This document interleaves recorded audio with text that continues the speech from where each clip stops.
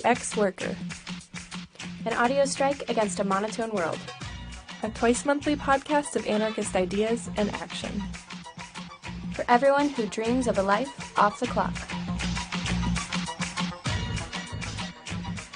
Hey everyone, thanks for tuning back into The Ex-Worker.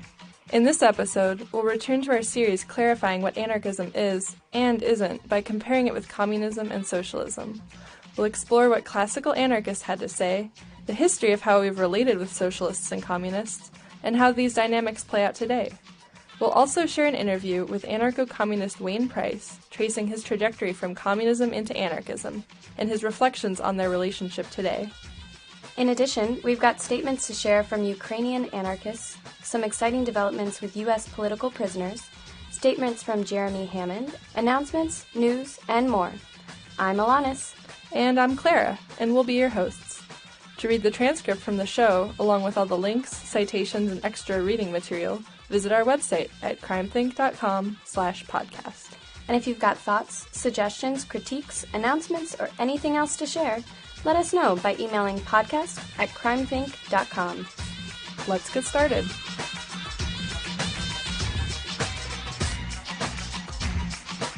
Let's kick things off with the Hotwire, our look at resistance and revolt happening around the world. Alanis, what's going on out there? Immigrant detainees in the Tacoma, Washington ICE detention center have begun a hunger strike for better conditions and an end to U.S. deportations.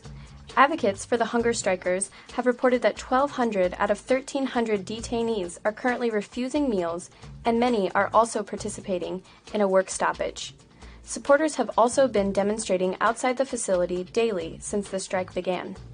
In the early morning of March 3rd, the occupied auditorium of the National Autonomous University of Mexico, or UNAM, was raided by hooded figures wearing bulletproof vests, who tied up comrades who had shown up to defend the space and beat them brutally with pipes, pellet guns, shovels, tasers, and sticks. The attackers also confiscated phones and personal belongings. The auditorium has been occupied since a student strike in 1999 and serves as a hub for subversive activity within both the university and the city.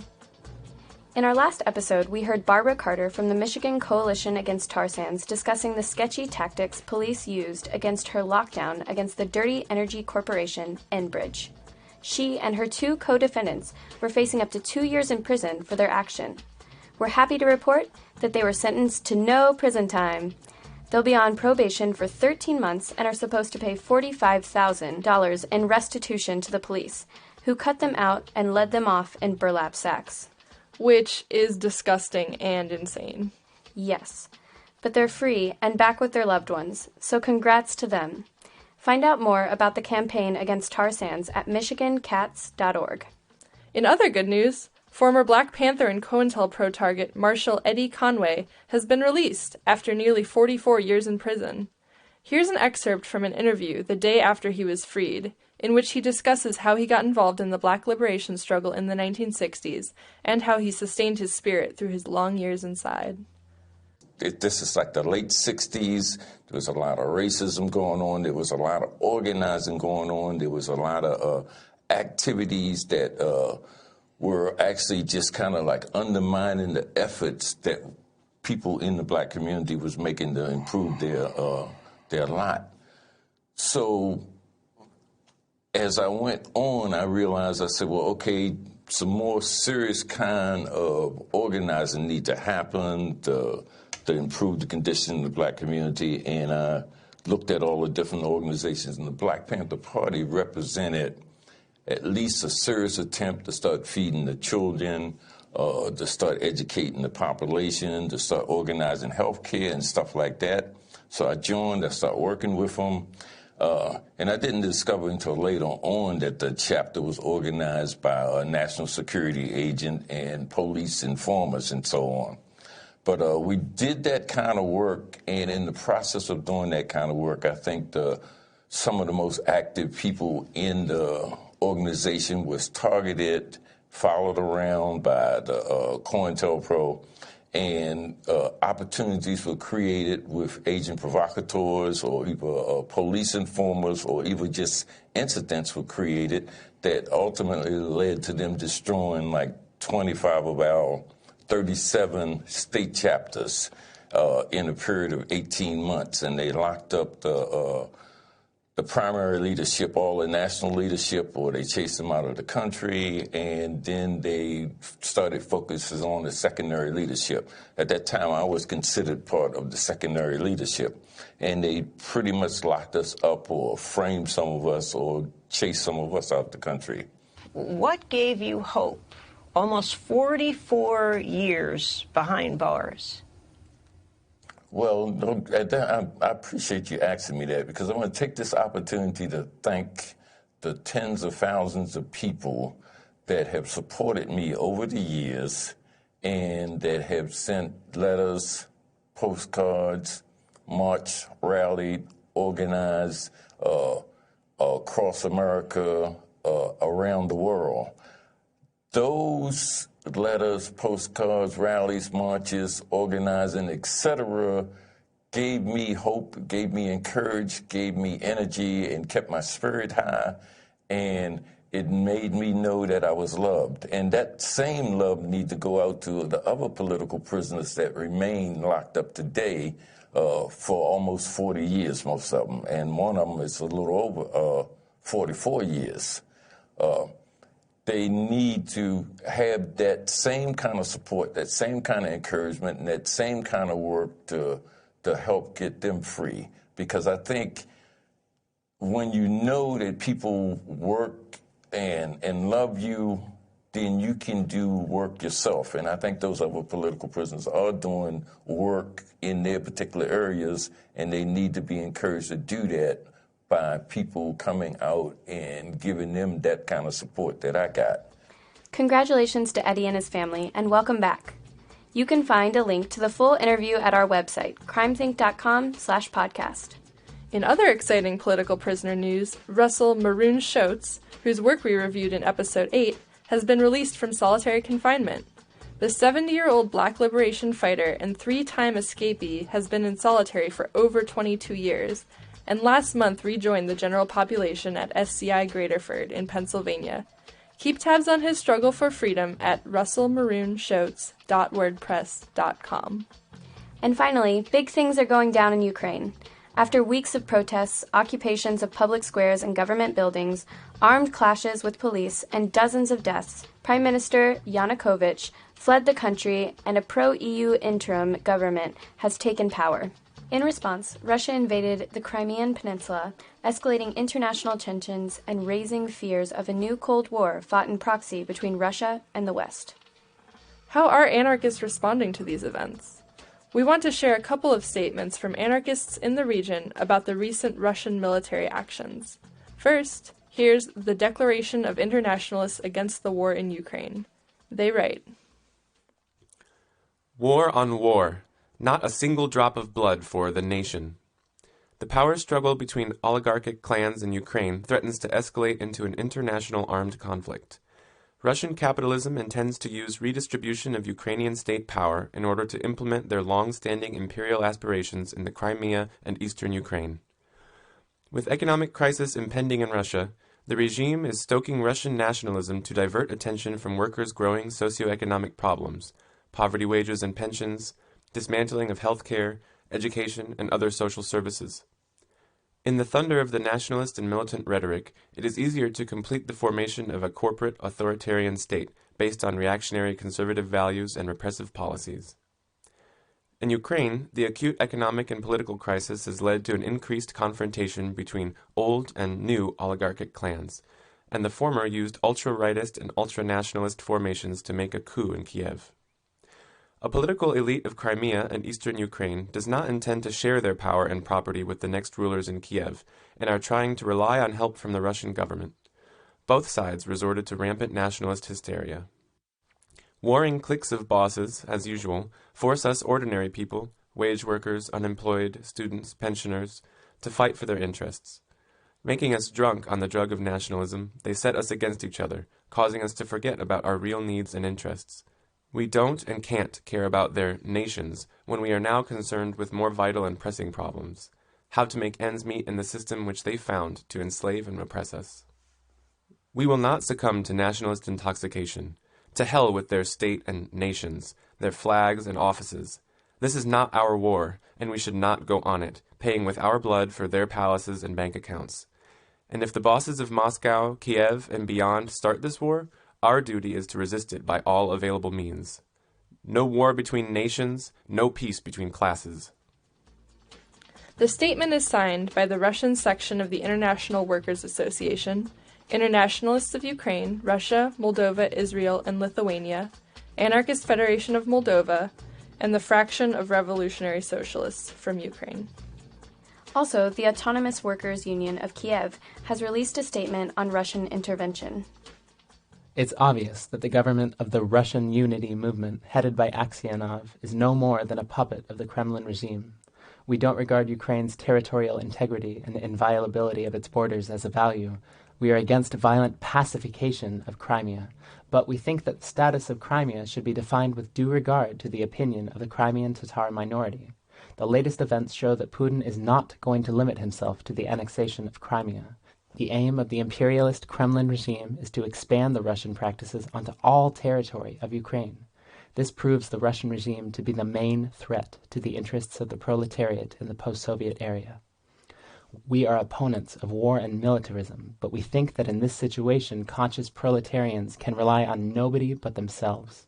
There's no point in waiting for rescue from NATO. Ukrainian nationalist politicians can only organize defense of a part of territory at best. The war can be averted only if proletarians of all countries, first and foremost Ukrainian and Russian, together make a stand against the criminal regime of Putin. Joint action by the Ukrainian and Russian proletariat and all progressive democratic forces, which will put an end to Putin's regime, will also mean an end to the current neoliberal-oriented nationalist regime in Ukraine. While for the leftists and anarchists of the West, it's high time to cut ties with the so-called anti-imperialism, which comes down to the support of the Putin's regime against the U.S. And once again, they conclude, No war between nations, no peace between classes. We'll do our best to keep you posted about developments in Ukraine as they unfold. If you've got news sources or statements to suggest, or thoughts of your own about the crisis there, let us know at podcast@crimethink.com. And finally, we've got an update from imprisoned anarchist hacker Jeremy Hammond, who released a statement a couple of weeks ago in solidarity with survivors of the Bhopal disaster in India. These folks are still struggling for justice nearly 30 years after the Dow Chemical Company fatally poisoned thousands and then attempted to cover it up. Jeremy writes, Rebel greetings. I want to voice full support for the survivors of the Bhopal gas disaster in their struggle for justice against Dow, a multinational corporation that continues to do everything they can to avoid taking responsibility. 2 years ago, I hacked the intelligence company Stratfor and handed over all of their private email correspondence to WikiLeaks for publishing. Amongst the revelations was proof that Dow hired Stratfor to monitor the activities of Bhopal survivor activist groups. To add further insult to injury, Dow is now suing dozens of these activist groups for 25 million Indian rupees. This shows how profiteering multinational corporations like Dow will abuse the courts and influence international conventions so that they can continue to attack worker conditions, fair wages, and environmental regulations. The United Nations, whose foundation includes Dow as a corporate partner, has turned a blind eye to this human rights disaster for 30 years. Justice will not be found in their courts, so we must bring it to them in the streets. Dow's recent tactics of desperation shows how they are worried that these activists are succeeding in bringing attention to their crimes. We must continue to expose and confront Dow. For more information about how you can help do that, visit the North American website for the International Campaign for Justice in Bhopal at Students for Bhopal. That's BHOPAL.org. And now it's time to share a piece of the Crime Think Contradictionary. This episode is brought to you by Marxism and Ideology. Marxism. Why has the single déclassé intellectual, mourned by less than a dozen people at his funeral, become so influential? Perhaps because he offered religious certainty in scientific terms, drawing on the two dominant discourses of our civilization to offset the terrifying unknown always gaping before us. Perhaps because, like every huckster, he took undeniable, heartbreaking, familiar truths as his point of departure, even as he contrived to arrive at the most dubious conclusions. Or is it because, since there is no shortage of men who meet the previous criteria, he became the patron saint of totalitarian project that ruled half the planet for generations? Who could avoid forming an opinion on such a personage? The wonder is not that his fame perpetuates itself, but that anyone still subscribes to a cult of personality that has spelled doom for Kronstadt to Pyongyang. To be fair, Marxists suffered from these proletarian victories as much as everyone else. Few of the original Bolsheviks made it all the way through the Stalinist purges. The kindest thing you can do for an authoritarian communist is to prevent his party from taking power, for he is sure to be the next against the wall after you. One must be a hardline subscriber to the great man theory of history to deny that. Were it not for the dictatorships that printed his face on banknotes, we would not discuss the subjects associated with him in other language, perhaps with happier results. Ideology. What remains when all lived experience has been extracted from ideas. For more explorations of the war in every word, visit crimethink.com/contradictionary.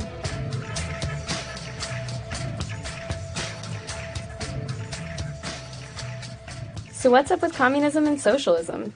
As anarchists, how should we relate to these traditions? Where do we overlap? And where do we diverge? In past episodes, we've looked at national anarchism, Christian anarchism, libertarianism, and anarcho-capitalism, and explained what differentiates anarchism as we see it from these ideologies. But some listeners don't appreciate this focus on drawing lines of separation, even accusing us of divide-and-conquer tactics. Let's be clear from the beginning. Our intention isn't to conquer anything or anyone, and if clarifying our politics means dividing us from others, we'd prefer that to a false unity based on downplaying our core ideals. Our goal for this podcast is to strengthen our struggles for liberation. It's not clear that simply having larger numbers of people alongside us actually does that, if our basis for coming together isn't rooted in anarchist principles. We're exploring these different political perspectives as a way to look critically at our tactics, our allies, and how we approach our struggles, more so than to draw lines about who counts as anarchist or not. In episode 18, we asked whether libertarians and anarcho-capitalists were anarchists, and the answer was clear-cut. No way. There was some interesting points of convergence in our critiques of the state, but in theory, and especially in practice, we rarely find ourselves on the same side of the barricades. So-called national anarchism is a recent fringe development, emerging from the explicitly racist foundations and clearly out of sync with anarchist thought and struggles across history. And Christian anarchism, though it has been present since at least Tolstoy's time, has always been a minor and controversial current within anarchism, proving more influential on nonviolent statist movements. But this time around, things aren't so simple. Socialism and communism have been intertwined with anarchism from the beginning. Many anarchists over the years, and no small number today, also passionately identify as socialist or communist. Our struggles and tactics may diverge, but often run parallel. So we can't simply write off these traditions as we hone in our definition of anarchism. To understand what anarchists do and don't have in common with socialists and communists, we'll have to look at the spectrum of the left over the past 200 years, confront some ugly history, and examine the situation today around the world. Certainly not all communists are anarchists. But are all anarchists communists, at least in some sense? How do we relate to the left? Can we find affinity with these folks who share many of our political goals, despite some crucial differences and the painful lessons of history? And what are all the implications of this for anarchist resistance today?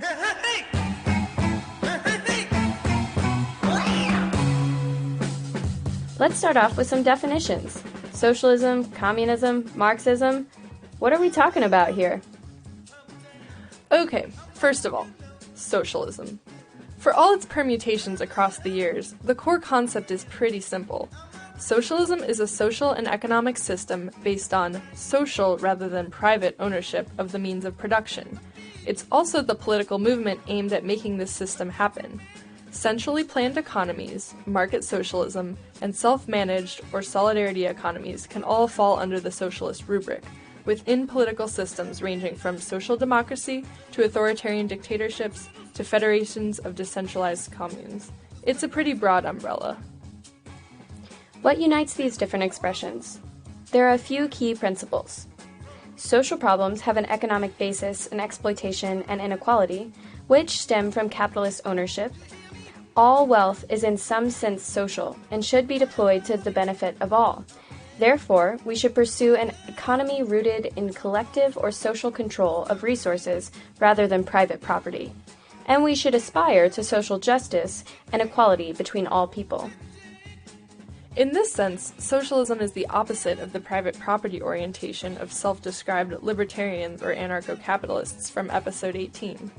Some market anarchists insist that they're the true socialists because they believe that free markets outside state intervention will maximize prosperity and equality for all, but virtually no socialists would agree with this definition.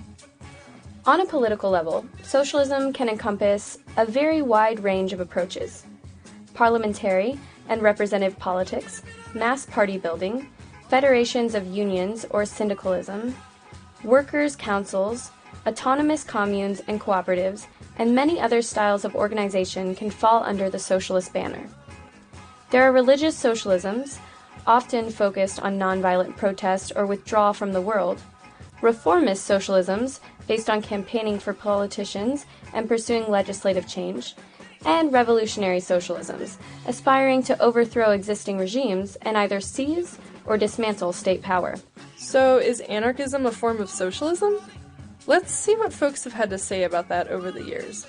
According to Peter Kropotkin, who wrote the encyclopedia entry about it, anarchism is the no-government system of socialism. He continues. In common with all socialists, the anarchists hold that the private ownership of land, capital, and machinery has had its time, that it is condemned to disappear, and that all requisites for production must and will become the common property of society and be managed in common by the producers of wealth. The individualist anarchist Joseph Labadie, building off both Benjamin Tucker and Mikhail Bakunin, put it like this: Anarchism is voluntary socialism.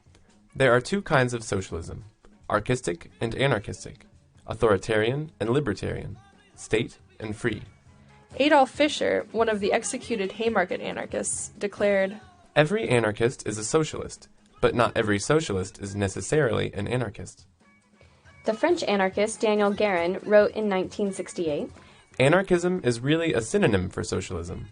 The anarchist is primarily a socialist whose aim is to abolish the exploitation of man by man."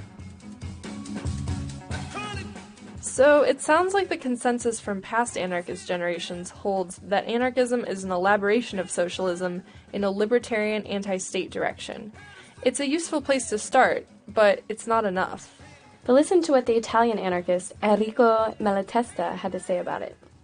Socialists want power, and once in power, wish to impose their program on the people. Anarchists instead maintain that government cannot be other than harmful, and by its very nature it defends either an existing privileged class or creates a new one. And instead of aspiring to take the place of the existing government, anarchists seek to destroy every organism which empowers some to impose their own ideas and interests on others. So, if the key defining factor of socialism is an end to exploitation and collective control of the resources we need to live, then yeah, we're on board. But if the key is state control of those resources, then not only are we not socialists, we're against them. And another difference lies in the anarchists' insistence that the reason to challenge private property and to promote collective control of resources is to allow for the fullest flourishing of the individual. If pursuing social ownership renders us less free, then it entirely misses the point.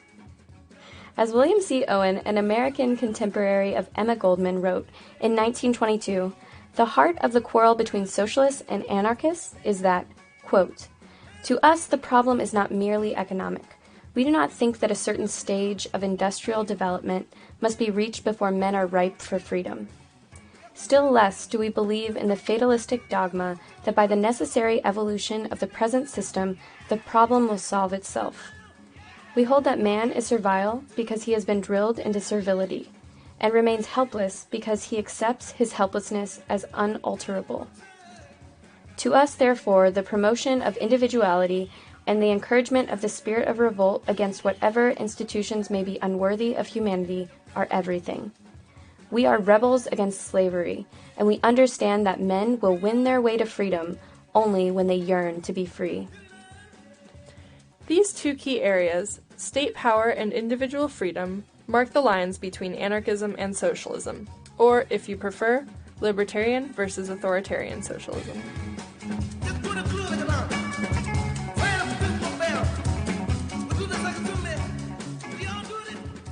Okay then, so what about communism? Emma Goldman, who sympathized with the ideal of communism while actively opposing what she viewed as its false manifestations, defined it thus. Communism is the ideal of human equality and brotherhood. It considers the exploitation of man by man as the source of all slavery and oppression. It holds that economic inequality leads to social injustice and is the enemy of moral and intellectual progress. Communism aims at a society where classes have been abolished as a result of common ownership of the means of production and distribution. It teaches that only in a classless, solidaric commonwealth can man enjoy liberty, peace, and well-being. That's a pretty generous formulation. If you read Marx's Communist Manifesto, he writes that the immediate aim of the communists is formation of the proletariat into a class, overthrow of the bourgeois supremacy, and conquest of political power by the proletariat.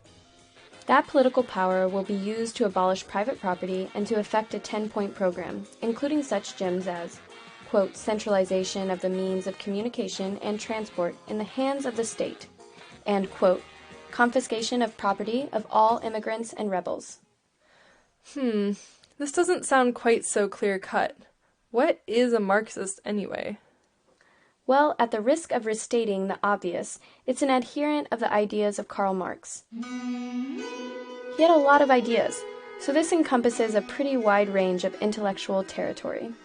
Some of the key tenets most Marxists adopt include historical materialism, which sees history as flowing from shifts in the economic means of production, and social and political organization as resulting from the economic basis, and a critique of capitalism based on the labor theory of value, which holds that surplus value derived from unpaid labor of workers is the source of capitalist profit. Marxism as a political label, well, that's more controversial. Followers of Lenin, Trotsky, Stalin, and Mao all trace back to this underlying label, while others, such as autonomous Marxists, reject the legacies of their authoritarian followers, but still embrace elements of his thought. Marxism can also entail an academic approach to philosophy or social sciences. There are Marxist economists, anthropologists, geographers, literary critics, and so forth. One of the weird ironies of contemporary Marxism is that an ideology supposedly valorizing the working class has become, in North America and parts of Europe at least, largely the province of the wealthy intelligentsia. Certainly many anarchists have drawn ideas from Marx, whose critiques of capitalism are still pretty foundational. Not too many of us would identify as Marxists, though.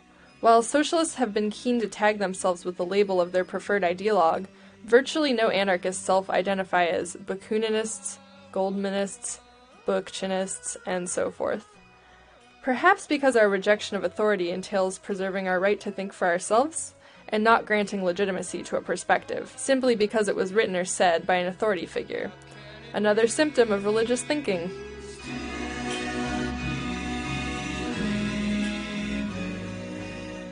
So how did Marx come onto the scene? Let's back up a little.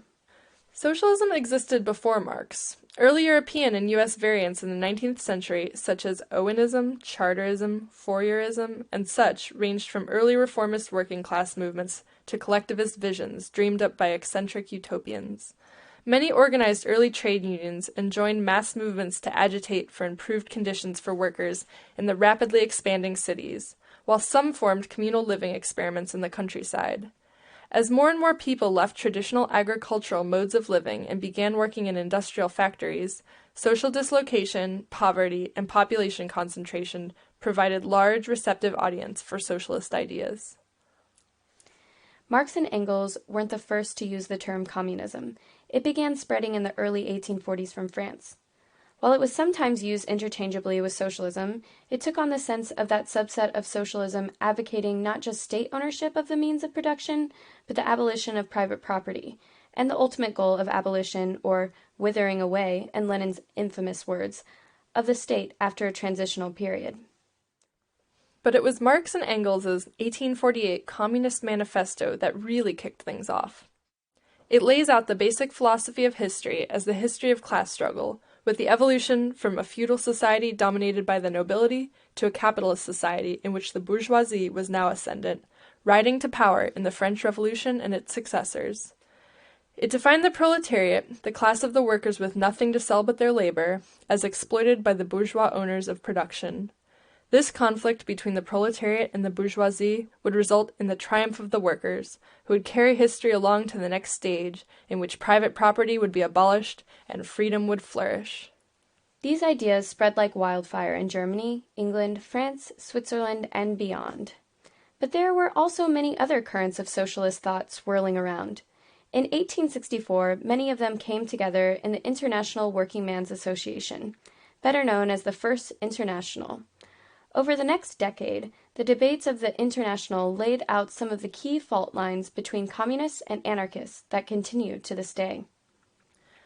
In 1868, before storming onto the stage of the First International, Bakunin and his crew were sitting in on the Second Congress of the League of Peace and Freedom. There, he made a speech laying out his opinions on the question. I hate communism because it is a negation of liberty, because for me humanity is unthinkable without liberty. I am not a communist, because communism concentrates and swallows up in itself for the benefit of the state all the forces of society, because it inevitably leads to the concentration of property in the hands of the state, whereas I want the abolition of the state. I want to see society and collective or social property organized from below upwards, by way of free associations, not from above downwards, by means of any kind of authority whatsoever. That is the sense in which I am a collectivist and not a communist. When it didn't work out with the League, he and his collectivist anarchist pals hopped over to Brussels to join the IWA's Congress, and over the following years, he and Marx became the figureheads of opposing strains of thought within the association. So, how did Bakunin and Marx's ideas differ? First, there is the question of current activity. Should the workers' movement participate in electoral politics? What form should revolutionary working class organizing take? Second, what form should the revolution take? Political and then an economic one, or both at the same time? Third, will state socialism remain true to communist principles, or will it become exploitative, replacing the capitalist class with the state bureaucracy? Fourth, the dictatorship of proletariat, awesome or creepy? Fifth, can political power be seized by the working class as a whole, or can it only be exercised by a small minority? And sixth, will the revolution be centralized or decentralized? Marx, what have you got to say? Well, I believe the workers must participate in electoral democracy. Universal suffrage and organized political parties will help the proletariat gain political power. This political revolution paves the way to the expropriation of the means of production. By taking state power, the proletariat will pave the way to communism. The dictatorship of the proletariat, the entire working class that seizes power as a whole, must centralize power in its hands to extend and defend the revolution. Okay, thanks, Carl. And now Bakunin, what you got? Voting? No way! We build power from the bottom up, non-political, anti-political power. We seize the means of production as we abolish the state, one and the same. Social revolution and political revolution. And the proletariat, as you conceive of it, is a minority of the population. Any new class that seizes state power will just become the new exploiters. And there's no way that an entire class can govern through a state. You've got to have representatives, who then have their own interests apart from the people they claim to represent. This isn't freedom, it's just a new form of slavery. As you can imagine, things got ugly. After the defeat of the Paris Commune in 1871, things came to a head at the following year's Congress at The Hague. After a knockdown, drag-out fight, the Marxist faction gathered enough votes to expel Bakunin and his chum, James Guillaume, from the International. Afterwards, Bakunin wrote, Barely 2 months have passed since this Congress, and already in all of Europe, there has arisen a cry of indignation and contempt against this cynical burlesque which dares to call itself a true Congress of the International. All has been travestied, falsified, brutalized. Justice, good sense, honesty, and the honor of the International brazenly rejected. Its very existence endangered. All this the better to establish the dictatorship of Mr. Marx. It is not only criminal, it is sheer madness. Whew, things are getting a little heated in here. And I thought the anarchist scene in my town was full of drama. Tell you what, we're going to stop here for now and come back next episode to finish our discussion on communism and socialism. For now, let's get to our interview with Wayne Price. Wayne Price is a lifelong radical, active in many organizations over the years, including the Love and Rage Federation and the Northeast Federation of Anarcho-communists. He's published many essays and books about Marxism and its relationship to anarchism, as well as thoughts on organizations, platforms, class struggle, and what lessons we can draw from the theory and history of the left. My name is Wayne Price. I have written a certain amount on topics of anarchism and of anarchism's relationship to other movements. I have been a anarchist, and in the past before that I was a Trotskyist of an unconventional sort, and before that I was an anarchist pacifist. So I've gone through various developments, and to use a metaphor, God isn't through with me yet. Tell us about how you got involved in radical politics. Well, in high school, it was the beginning of moving into the 60s, and I still remember being part of a very small demonstration that was giving out leaflets against military involvement by the U.S. in a small place far away called Vietnam. So the Vietnam War and the struggle against racial segregation and racism, the two major things that shook up the country.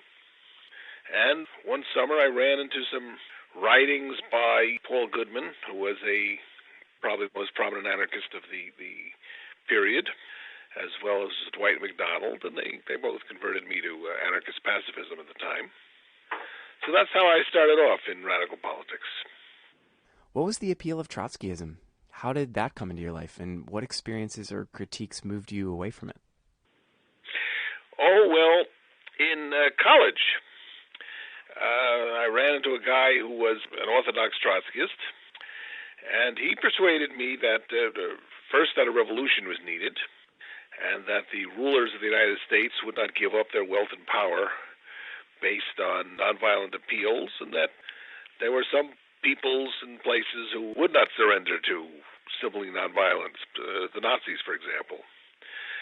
So I gave up my pacifism, and he gave me some literature on the Spanish Revolution and on the Hungarian Revolution, which argued that, what they meant by a workers' state was that the workers' councils and associations and organizations of the peasants and neighborhood assemblies, etc., should associate together and replace both the liberal democratic state and any fascist alternatives. And I thought, hey, I'm for that. In fact, I still am for that, except I wouldn't call it a worker state. And so these things caused me to look for some other alternative. Unfortunately for this Orthodox Trotskyist, I could never accept the theory that the Soviet Union and these other countries were worker states, because even though the workers had absolutely no control over it, they admitted, nevertheless the property was nationalized and run by the government, and that by itself made it a worker state. Except Cuba, which they regarded as somehow run by the workers, even though it wasn't. So that always seemed to be ridiculous. So I joined a kind of unconventional Trotskyist grouping that rejected that notion. The group that eventually became, its current incarnation is the ISO, or Solidarity.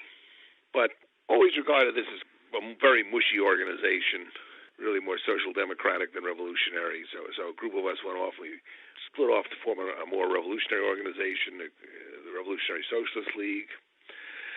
And at a certain point, we had to deal with the fact that all these other people who call themselves Marxists all of them seem to think that Marxism implied totalitarianism.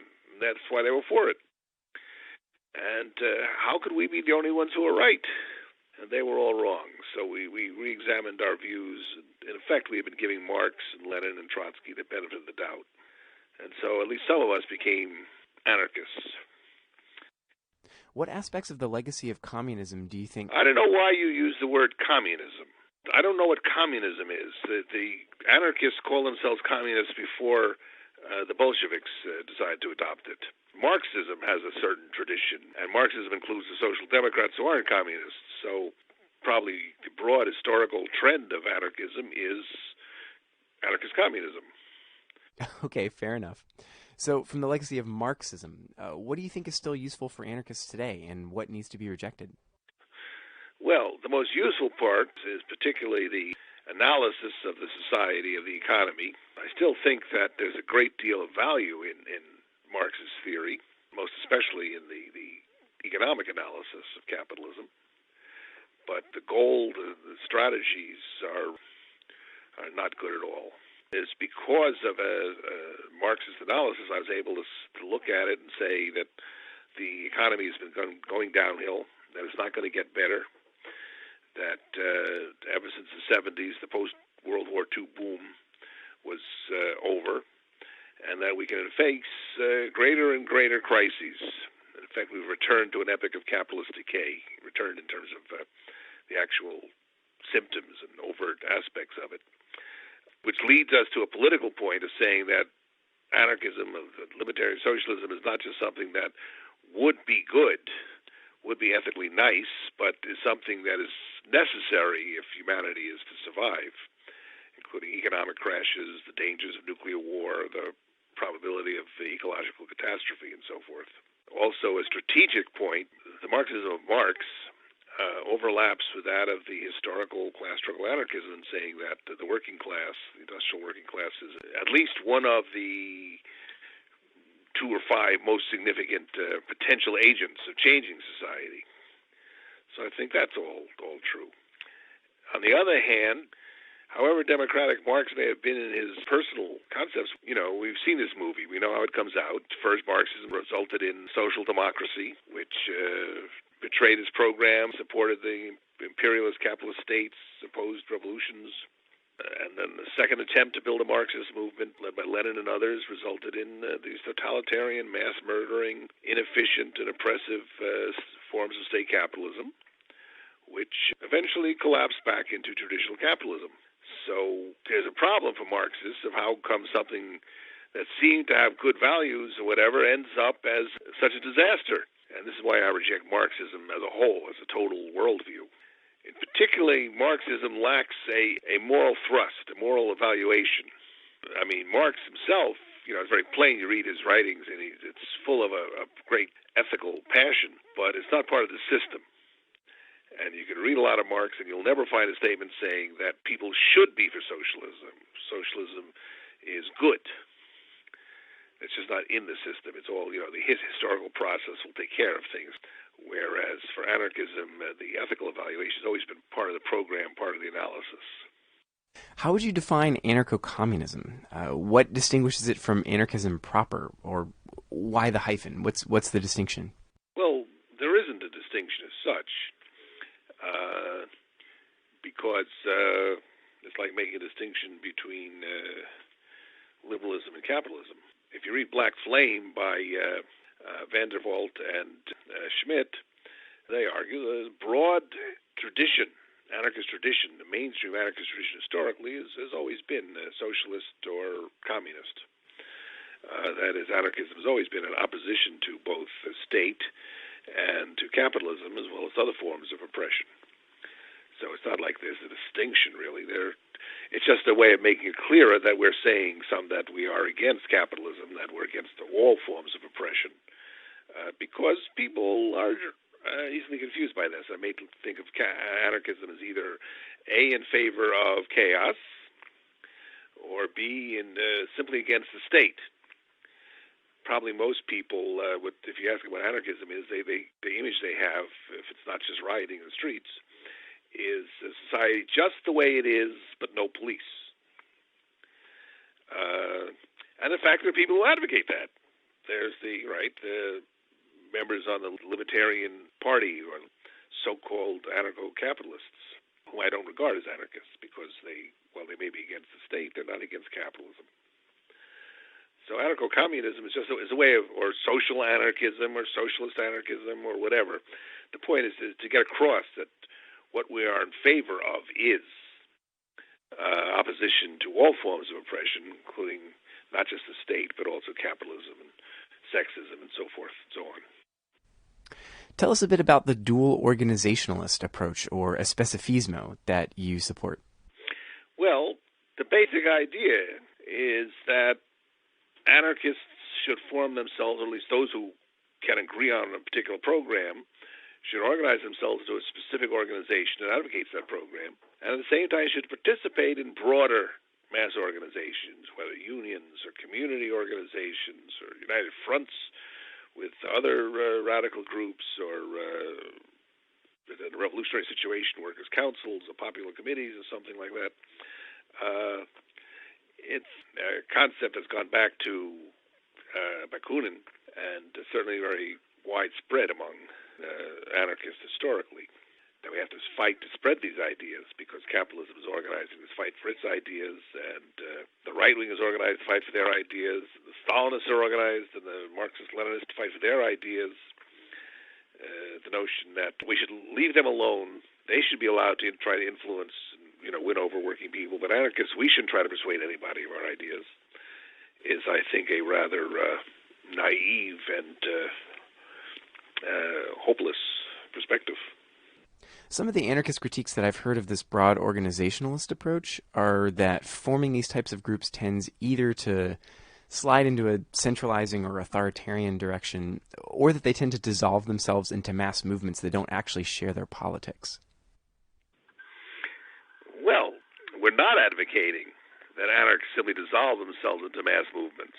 This very issue came up in the famous, 1907 conference of the anarchists in Europe, with a debate between Monod, the syndicalist, versus Malatesta. And Monod says, it's enough our being our small little propaganda groups, let alone those people who want to go and, blow things up. We have to get involved in the mass struggles of working people and show that we can, help them build the unions that they want and fight against the bosses.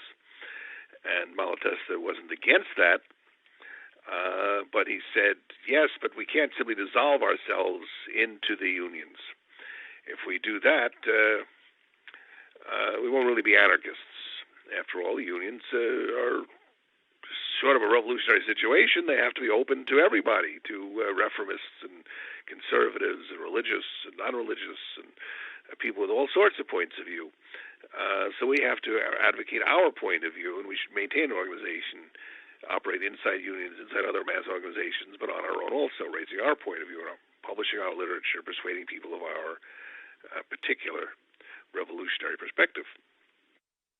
So it's precisely to prevent that kind of dissolution in the mass movement that it's important to build specifically an anarchist organization. The notion that it's authoritarian is simply an anarchist prejudice. What's authoritarian is to accept capitalism as it is and not make an effort to fight against it. There's a conception that anarchists are sort of outside of the mass struggle. We're outside of the working class. We're outside of, and we shouldn't tell them what to do. So, again, we're outside, because telling what to do is being a new boss. But if you think of ourselves as just, we're workers too. We're people, citizens too. We're also part of the society. And we too suffer from these things. And what happens is a layer of people, a number of people among working people, come to awareness of the evils of the system, come to decide, look for an alternative. And that layer organizes itself in order to fight to spread its ideas. This is not counterposed to the self-organization of the mass of people. It's an integral part of the self-organization of the mass of people. It's the most libertarian and democratic conception there could be. I wanted to pick up on this term democracy. In your writings, you've characterized anarchism as the most extreme version of democracy, radical participatory democracy. The term today is pretty fraught. It's used in the mass media to describe everything from fascists in Ukraine to justification for military invasions of Iraq and elsewhere, to the occupation movements in the U.S. and Spain and elsewhere, so broadly that it seems virtually meaningless. Is characterizing anarchism as more democratic than democracy just a strategic gesture, given how impossible it seems to think outside of the discourse of democracy in politics these days? Or is democracy core to your political vision of what anarchism is? Well, again, it's like the discussion we just had about communism. So the old Soviet Union called itself for socialism and for communism, and the ruling class of the capitalist United States says it's for democracy and freedom. They take all the good words, all the words that have a history of the struggle of ordinary people for a better life, and they try to monopolize it for themselves. And I don't want to let them do that. There's a reason that they use these words, because of the popularity of it, because of the historical meaning of socialism and communism and democracy and liberty. And I don't want to let them have the monopoly on these terms. Also, there really aren't too many, words left. But really, the concept of democracy, there's really two sides to that. You can say there's two souls of democracy. There's one side that is used as a cover for the dictatorship of bourgeoisie, the rule of a minority class to exploit and dominate and rule over the rest of the country, in fact, the rest of the world. Then they cover themselves with the slogan and with a certain kind of reality to bourgeois democracy. People get to vote. Different factions of the ruling class get to fight out their differences without actually having to shoot each other. That's convenient for them. But there's another concept of democracy, the other side to that, which is the struggle of ordinary people to try to run their own lives, to have their own freedoms, to decide how they want society to function, how they want the institutions that affect us to be run by ourselves. And I find that most anarchists who feel anxious about the word democracy just as well have no problem with being for self-management, which is exactly the same thing. The concept of democracy goes back to hunter-gatherer societies. People gathered together and made decisions, or to ancient Athens and the democratic traditions of the people themselves gathering and making, the citizens anyway, to making decisions for their society, and up through the revolutions that fought for greater freedom and self-control, up to the abolitionists and so forth. The bourgeoisie did not like the term democracy, incidentally, historically. At the time of the American Revolution, most of them were against the term democracy.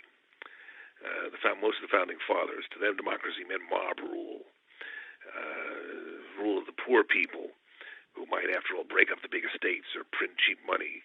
They liked the idea of a representative, quote-unquote, democracy of a big country, because that sort of serves as a filter to keep the people from having too much power. On the other hand, they didn't want a dictator like, a king. But they didn't want actual rule of the people.